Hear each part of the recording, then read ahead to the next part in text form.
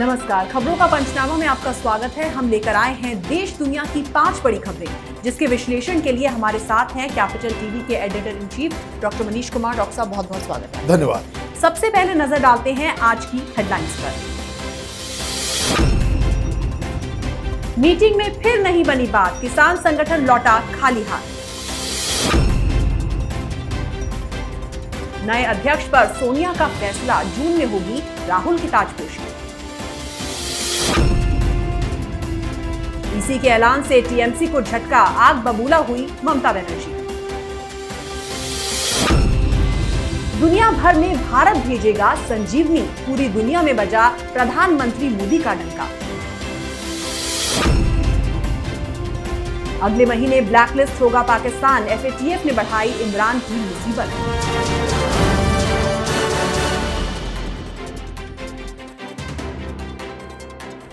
सबसे पहले बात करते हैं आज की पहली खबर की।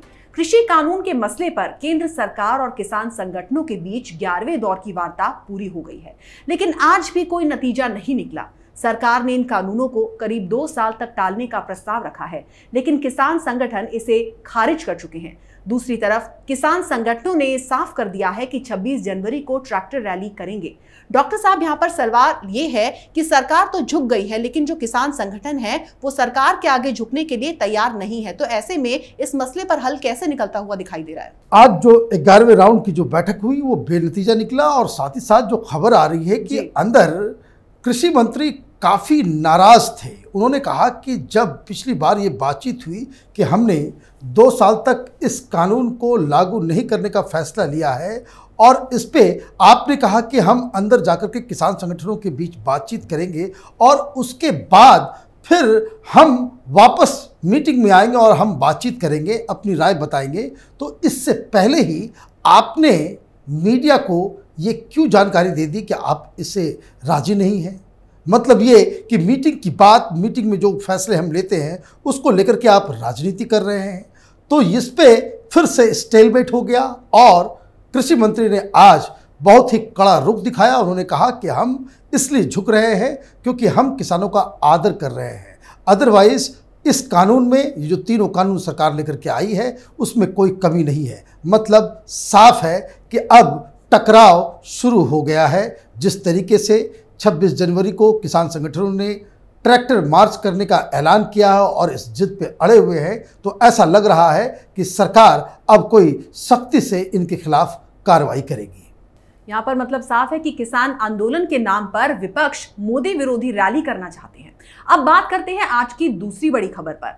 कांग्रेस अध्यक्ष सोनिया गांधी की अगुवाई में शुक्रवार को कांग्रेस वर्किंग कमेटी की बैठक हुई, जिसमें यह फैसला लिया गया कि 21 जून तक कांग्रेस पार्टी का नया अध्यक्ष चुन लिया जाएगा। इसी बैठक में तय हुआ है कि मई तक कांग्रेस के संगठन चुनाव हर स्तर पर करवाए जाएंगे। लेकिन यह भी पता चला है कि मीटिंग के दौरान कई कांग्रेस लीडर्स आपस में ही भिड़ गए। डॉक्टर साहब, मीटिंग में कांग्रेसी नेता आपस में ही क्यों भिड़ गए? देखिए, राहुल गांधी का चुनाव होगा, चुनाव नहीं होगा, इससे कोई फर्क नहीं पड़ता। अगले अध्यक्ष कांग्रेस पार्टी के राहुल गांधी बनेंगे, ये बिल्कुल बात साफ हो गई थी। अब सवाल ये उठ रहा था कि जब बैठक शुरू हुई तो कई सारे लीडर, जिसे हम कह सकते हैं कि G23, वो लीडर्स जिन्होंने सोनिया गांधी को खत लिखकर ये गुजारिश की थी कि जल्द से जल्द हमें एक परमानेंट एक्टिव प्रेसिडेंट चाहिए और हर स्तर पे चुनाव होना ज़रूरी है। तो इसी बात की शुरुआत इन लोगों ने की, और इसमें आनंद शर्मा सबसे आगे थे। तो जैसे ही ये प्रस्ताव इनकी तरफ से आया तो गहलोत साहब, जो राजस्थान के मुख्यमंत्री हैं, वो भड़क उठे। उन्होंने कहा कि आपको सोनिया गांधी के नेतृत्व पे भरोसा नहीं है, और ये झगड़ा शुरू हो गया। झगड़ना और गहलोत साहब का ये बोलना, इसके पीछे एक अलग किस्म की राजनीति है। वो राजनीति ये है कि गहलोत साहब राजस्थान के चीफ मिनिस्टरशिप को छोड़ना नहीं चाहते हैं, और कांग्रेस के अंदर ये बात चल रही है कि अगर राहुल गांधी फिर ये जिद पकड़ लेते हैं कि वो अध्यक्ष नहीं बनेंगे तो उनकी ही कुर्सी जाएगी और उनको केंद्र में आकर के कांग्रेस पार्टी का अध्यक्ष बनाया जाएगा। तो वो इन चीज़ों को अलग करना चाह रहे थे। वो अपनी जो कह सकते हैं कि गांधी परिवार के प्रति जो श्रद्धा है वो बिफर पड़े कि ये जो 23 लोग हैं ये गांधी परिवार के ऊपर ही सवाल खड़ा कर रहे हैं। तो ये एक बकझक वहाँ पे एक आपस में जो बातचीत का एक जो सिलसिला शुरू हुआ, तो ऐसे में राहुल गांधी फौरन इसमें इंटरवीन किए और उन्होंने कहा कि देश के सामने अभी अध्यक्ष का मतलब अध्यक्ष का चुनाव उतना इम्पॉर्टेंट नहीं कांग्रेस पार्टी के लिए, बल्कि ये ज़रूरी है कि हम किसान आंदोलन के साथ खड़े हों। अब सवाल ये उठ रहा है कि कांग्रेस पार्टी को अभी 5-5 चुनाव भी देखने हैं। असम में वापस कांग्रेस पार्टी अपने साख को वापस जिंदा कर पाएगी, नहीं कर पाएगी, वो एक चुनौती है। केरल में क्या होगा, तमिलनाडु में क्या होगा, इसके ऊपर कोई ख़ास चिंता वहाँ पे जाहिर नहीं की गई। कहने का मतलब ये है कि Congress stands it's a very divided house और अब कांग्रेस पार्टी को कोई सॉल्यूशन की तरफ आगे बढ़ने की ज़रूरत है। जी, कांग्रेस बिना ड्राइवर की गाड़ी बन गई है। देश में आंदोलन हो रहा है, 5-5 राज्यों में चुनाव होने वाले हैं और पार्टी को लीड करने वाला कोई नहीं है। अगली खबर बंगाल से आई है, जहां मुख्य चुनाव आयुक्त सुनील अरोड़ा ने एक प्रेस कॉन्फ्रेंस करके कहा कि राज्य में कानून व्यवस्था की स्थिति चिंताजनक है, जिसे लेकर चुनाव आयोग संजीदा है और इसके उपाय किए जा रहे हैं। चुनाव आयोग के मुताबिक कहा जा रहा है कि ये चुनाव काफी तनाव भरा हो सकता है, कुछ लोग माहौल खराब करने की कोशिश कर सकते हैं। ऐसे में चुनाव आयोग पूरी एहतियात बरतने की तैयारी में है। सीपीएफ बल की भारी तैनाती की जाएगी। डॉक्टर साहब, चुनाव आयोग के फैसले से बंगाल की राजनीति पर किस तरह से असर पड़ेगा? बंगाल की राजनीति के बारे में जो भी हल्का फुल्का भी जानते हैं, उनको ये बात बिल्कुल साफ साफ नजर आ रही है कि इस बार चुनाव में बहुत भारी संख्या में हिंसा भड़केगी और इसके लिए चुनाव आयोग के सामने सबसे बड़ी चुनौती है कि वो किस तरीके से यहाँ पे एक फ्री एंड फेयर इलेक्शन करवा सके। और इसके लिए जो आज जो घोषणाएं हुई हैं वो ममता बनर्जी के लिए किसी झटके से कम नहीं है। बताया ये जा रहा है कि हर जो चुनाव बूथ जो होगा, जहाँ पे पोलिंग बूथ जो होंगे, वहाँ पे बंगाल की पुलिस की एंट्री नहीं होगी। ये सारे के सारे चुनाव जो है सीआरपीएफ की देखरेख में किया जाएगा।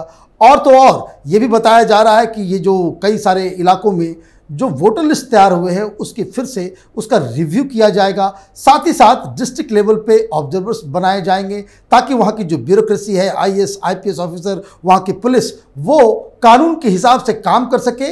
ऐसा ना हो कि वो तृणमूल के कार्यकर्ता के रूप में काम कर सके। और तो और इसमें यह भी कहा गया है कि सीआरपीएफ की तैनाती 15 दिन पहले से होगी और हर पोलिंग बूथ की वीडियो रिकॉर्डिंग होगी, वेबकास्टिंग होगी कि कहीं भी कोई भी गड़बड़ी नजर आती है तो उसे फौरन पकड़ा जा सके, सबूत तैयार किया जा सके। तो कहने का मतलब ये है कि ममता बनर्जी का भड़कना, उनका बौखलाना लाजमी है, क्योंकि अगर वहाँ पे फ्री एंड फेयर इलेक्शन होते हैं तो ममता बनर्जी के चांसेस बहुत ही कम हो जाते हैं। जी, उम्मीद यही की जानी चाहिए कि बंगाल में फ्री एंड फेयर इलेक्शन होगा।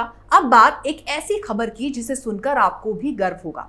भारत में कोरोना का टीकाकरण शुरू हो गया है। देश में अब तक करीब 10 लाख लोगों को कोरोना का टीका लगाया जा चुका है। भारत बाकी देशों को भी कोरोना की वैक्सीन निर्यात कर रहा है। भूटान, मालदीव्स, बांग्लादेश, नेपाल, म्यांमार और सेशेल्स के बाद कोविशील्ड वैक्सीन की पहली खेप म्यांमार पहुंच गई है। भारत की इस पहल की पूरी दुनिया में तारीफ हो रही है। डॉक्टर साहब, इस बात को लेकर भी राजनीति शुरू हो गई है। देखिए, प्रधानमंत्री मोदी की तारीफ जब भी कहीं होती है तो विपक्षी पार्टियों को मिर्ची लग जाती है। कल तक विपक्ष की पार्टियां ये कह रही थी कि ये वैक्सीन वो अनवेरिफाइड है, अभी टेस्ट के रिजल्ट्स नहीं आए हैं, ये बीजेपी का वैक्सीन है। और तो और कुछ लोग तो ये भी कह रहे थे कि हम इसे नहीं लगाएंगे। समाजवादी पार्टी के लीडर अखिलेश यादव ने कहा था कि जब हमारी सरकार आएगी तब हम बांटेंगे। दरअसल मोदी की तारीफ इनसे सहन नहीं होती है। लेकिन आज मैं वॉशिंगटन पोस्ट में एक आर्टिकल पढ़ रहा था। वैसे तो वॉशिंगटन पोस्ट मोदी सरकार के खिलाफ हमेशा आर्टिकल लिखा करता है, लेकिन इस बार एक फॉर अ चेंज एक ऐसा आर्टिकल आया जिसे सुनकर, जिसके बारे में जानकर आपको भी अच्छा लगेगा, क्योंकि दुनिया भर में जो डिप्लोमेटिक सर्किल है वो इस बात पे आश्चर्यचकित है कि मोदी सरकार ने किस तरीके से वैक्सीन को एक कह सकते हैं कि डिप्लोमेटिक टूल के रूप में वो इस्तेमाल कर रहे हैं। अपने जो पड़ोसी मुल्क हैं उसको तो मदद कर ही रहे हैं। और मैं आपको बता दूं, ये जो वैक्सीन जो भेजे जा रहे हैं नेबरहुड कंट्रीज़ में, वो बिल्कुल अब तक मुफ्त भेजे जा रहे हैं। ये भारत की तरफ से संजीवनी भेजने का एक अच्छा जेस्चर है, जिसकी तारीफ पूरी दुनिया में हो रही है। वो इसलिए भी हो रही है कि एक तरफ चीन है जो वैक्सीन से पैसे कमाने की जुगत में लगा हुआ है और उसके रिजल्ट्स भी अच्छे नहीं आ रहे हैं, और इसलिए जो डिप्लोमेटिक सर्किल में हिंदुस्तान की इस पॉलिसी को लेकर जो तारीफ की जा रही है कि ये बहुत बड़ा इसके लिए कलेजा चाहिए कि आप इस संजीवनी को, इस वैक्सीन को अपने देश में पूरी तरह से आपने बांटा नहीं है और मदद के लिए आप दूसरे देशों को ये वैक्सीन भेज रहे हैं। दरअसल मोदी सरकार बहुत ही अच्छे तरीके से हिंदुस्तान में किस तरह से ये पूरा वैक्सीनेशन का फेजेज आएगा, किस तरीके से पूरे हिंदुस्तान को वैक्सीन दिया जाएगा, इसकी प्लान कर ही चुकी है। लेकिन जो पिछले 1 साल में हमने वैक्सीन प्रोडक्शन में एक महारत हासिल की है, जिस तरीके से हम एक पावर हाउस बन गए हैं वैक्सीन मैन्युफैक्चरिंग में, उसका एक एग्जाम्पल पूरी दुनिया में पेश हम करने में सफल हो रहे हैं। और अगर इसी तरीके से हम पूरी दुनिया में भारत के वैक्सीन को भेजते रहे तो भारत की साख पूरी दुनिया में, भारत का परचम पूरी दुनिया में लहराएगा। जी, तो एक तरफ दुनिया भर में प्रधानमंत्री मोदी का डंका बज रहा है तो दूसरी तरफ इमरान खान नई मुसीबत में फंस गए हैं। पाकिस्तान को अगले महीने फाइनेंशियल एक्शन टास्क फोर्स यानी कि FATF की ब्लैक लिस्ट में धकेल दिया जा सकता है, क्योंकि वो आतंकवादी संगठनों को वित्त सहायता देना जारी रखे हुए है। एक रिपोर्ट के मुताबिक FATF लगता है कि जमात उद दावा और जैश ए मोहम्मद जैसे आतंकवादी संगठन पाकिस्तान में बिना किसी परेशानी के ऑपरेट कर रहे हैं। बताया जा रहा है कि बेहद सख्त निगरानी पाकिस्तान पर रखी गई है और अगर अभी भी कोई खामी देखी गई तो देश के लिए काफी परेशानी यहां पर होने वाली है। डॉक्टर साहब, पाकिस्तान में 2018 से ही ग्रे लिस्ट में उसे रखा गया था, फिर भी हर बार ब्लैक लिस्ट होने की बात हो जाती है। देखिए, ग्रे लिस्ट और ब्लैक लिस्ट में फर्क ये है कि ग्रे लिस्ट में फिर भी कुछ स्कोप बच जाता है। अगर कोई देश ब्लैक लिस्ट में चला जाए FATF की, तो उसे कोई भी वित्तीय सहायता किसी भी इंटरनेशनल एजेंसी से नहीं मिल सकती जी, क्योंकि आप आतंकवाद को पनाह देते हैं, उसको नर्चर करते हैं, उसके ऑपरेशंस में आप उसकी मदद करते हैं। ये एक बहुत बड़ा जुर्म माना जा रहा है और FATF वो एजेंसी है जो इस तरह के जो फिनेंशियल गतिविधियां होती हैं टेररिस्ट ऑर्गेनाइजेशंस की, उस पर वो नज़र रखती है। अब कई सालों से ये आरोप तो लग ही रहा है। ग्रे लिस्ट में अपने आप में होना ये बताता है कि वहाँ पे टेररिस्ट ऑर्गेनाइजेशन बहुत फ्रीली काम कर रहे हैं और हर बार उनको ये कहा जाता है कि आप कुछ एक्शन लें, आप आतंकवादी संगठनों के ऊपर कुछ लगाम लगाएं।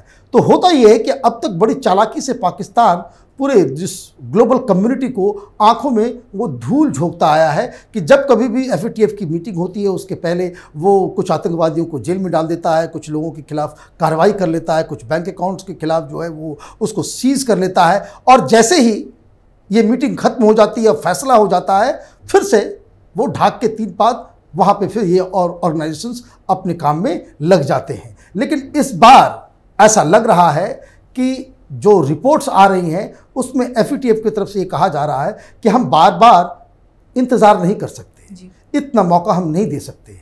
और ये सच्चाई है कि पाकिस्तान के अंदर आतंकवादी संगठन बहुत फ्रीली काम कर रहे हैं और हिंदुस्तान ने जिस तरीके से पाकिस्तान को एक्सपोज किया है पूरी दुनिया में कि जिस तरीके से वहाँ पे लश्कर तौबा हो, जिसका नाम अब JUD बदल गया है, जमात उद दावा हो, चाहे वो जैश ए मोहम्मद हो, ये संगठन वहाँ पे अभी और उसके लीडर अभी वहाँ से ऑपरेट कर रहे हैं।